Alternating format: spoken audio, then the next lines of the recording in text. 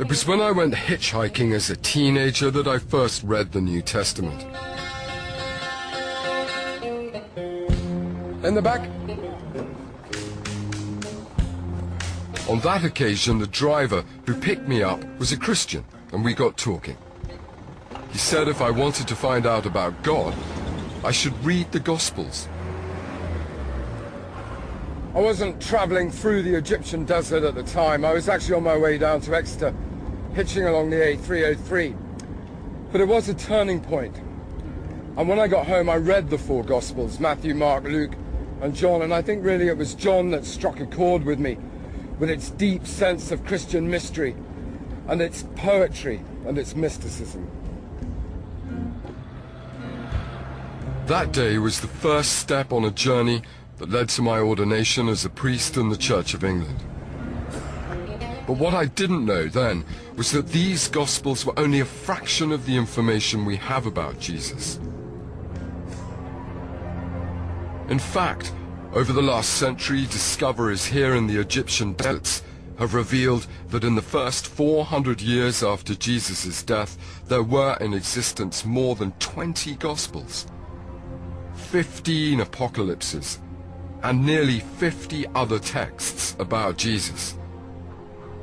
So why do we only know of the ones in the New Testament? This is the story of a battle of words that spread across continents, that led to intrigue, forgery, condemnation. A battle in which texts fought against each other for acceptance in a fledgling faith. And what was at stake was the kind of faith that Christianity would turn out to be. If the Gospel of Peter had won out, Christians today might believe that Jesus never died. If the Gospel of Philip had won, Mary Magdalene might have been hailed as the first pope. If the infancy narrative of James had been accepted, I would have learned in Sunday school that a child called Jesus caused his teacher to wither on the spot just for reprimanding him in class. In fact, if any of the different texts had ended up in the New Testament, Christianity today would look very different, or perhaps it wouldn't have survived at all.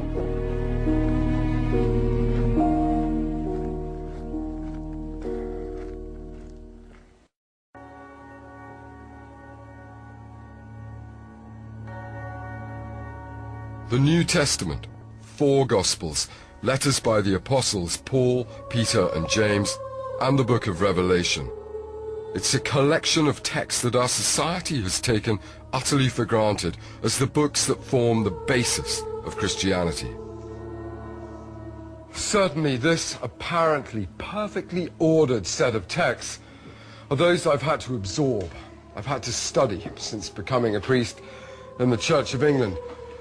But throughout all my theological training and all the conversations I've had with other priests and Christian academics, we've never really discussed, I never really knew about the countless other books that didn't make it into the New Testament.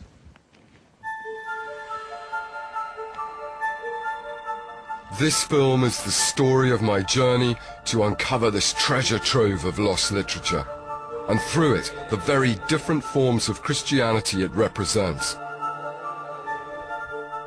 What I've discovered through them is a religion far removed from the sanguine, organized movement I believed it to be. These lost Gospels were discarded by early church fathers as heretical, and they were left out of the New Testament. But I've come to believe that without them, we can't begin to understand the origins of the Christian church. These texts have reawakened in me a new fascination in Christianity and shown me what an extraordinary place the early church must have been. My journey begins in Egypt.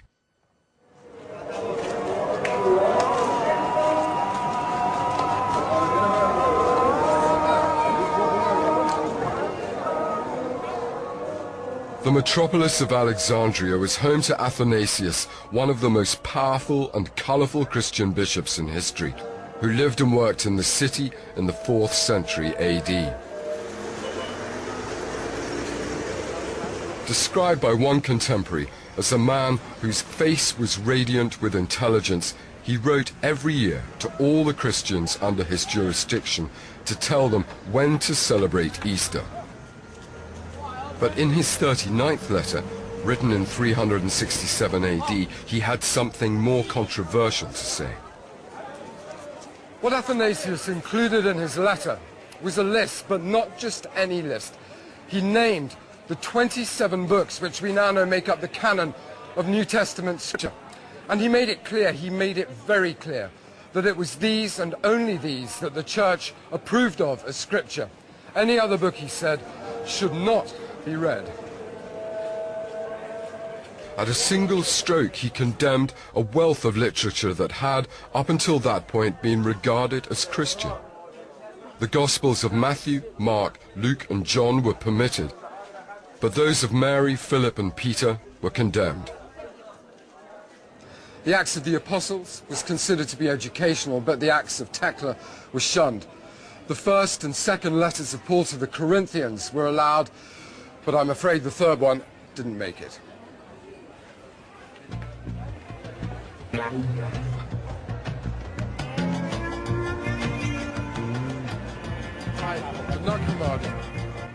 Athanasius's edict was remarkable because it was the first time anyone in the top echelons of the church hierarchy had suggested that only certain books would be tolerated. And for nearly 2,000 years, those texts at the bishop band remained a complete mystery to us. Really, all we had was scant references to them, found in the writings of their enemies, the early church fathers, who only mentioned them purely to condemn them and to warn his congregation of the erroneous teachings they contained.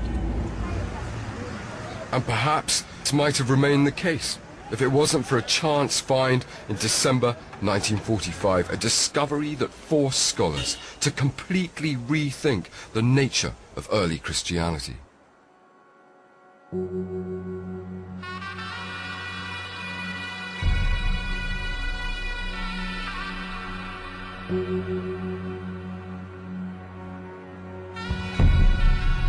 "300 miles south of Cairo, close to the Nile, is an area called Nag Hammadi. It's an extraordinary place, made more so by what was found buried here just over 60 years ago. A library of papyri books containing more than 50 individual works from early Christianity, the majority previously unknown. I've come here with Professor Bart Ehrman, who's devoted the last 30 years to studying this period of history. Well, this is where they discovered the manuscripts. There were 7 farmhands from the nearby village of Al-Qasar who were out digging for sabak, which is nitrate-rich soil in this area that they use for fertilizer. The 7 of them were digging near one of these boulders, and one of them hit something in the ground and uncovered it, and it turned out it was a skeleton. Next to the skeleton, they found a jar, an earthenware jar, reddish color, that stood about 2 feet high. What was in it? And the jar was, they didn't know at first because the jar was sealed, in fact. There was a bowl over the top, and they were afraid to open the jar because they thought there might be an evil genie inside. And then after some reflection, they realized there might be gold inside, and so they smashed into it with their mattocks. And there wasn't gold or genie. There were some codices, some books. The books form the most significant collection of lost Christian writings. The manuscripts date from the 4th century, but some scholars believe they may have been composed much earlier.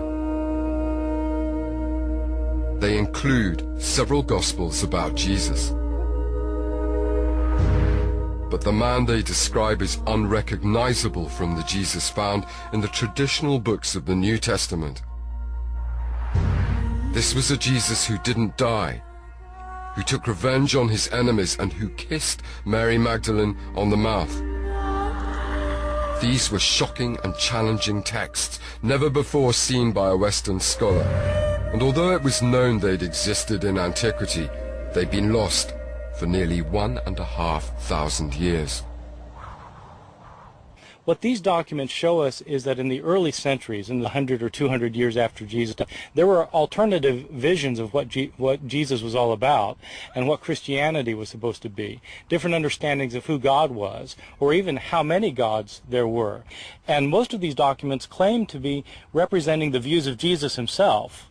And so these provide us with an alternative vision of what Jesus himself might have actually taught during his public ministry.